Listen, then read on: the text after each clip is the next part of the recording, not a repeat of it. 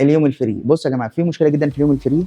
يعني مثلا انا في الطبيعي لما باجي بعمل نظام دايت بنزل مثلا كل يوم 500 سعر من السعرات اللي جسمي محتاجها، فخدنا مثلا 2500 سعر وفرناهم الاسبوع دوت. نيجي يوم فري اروح انا جاي مثلا واكل حاجات تضيع لي تزود لي مثلا 3000 سعر، انا كده ضيعت شغل الاسبوع كله.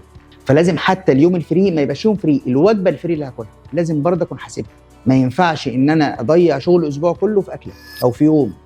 اسمه اليوم الفري، الاكله الفري هي اكله، ما ينفعش اليوم كله فري فانت كده بوظت الاسبوع كله. فالطبيعي ان احنا حتى الاكله الفري ديت لازم برضه نحسب سعراتها بحيث ان احنا ما نبوظش مجهود اسبوع فات. يعني انا عن نفسي في النظام بتاعي ما بفضلش يوم الفري. اليوم الفري ده بيبوظ شغل اسبوع، تاكل كل حاجه وفي حاجات ما ينفعش تاكلها اصلا. يعني الطبيعي انت مثلا بتاكل ايه؟ بتاكل رز، ناكل رز، ممكن نبدله بالرز البني او الرز البسمتي. خلاص لا، ما فيش غير الرز المصري هناكله بس بكميه اقل.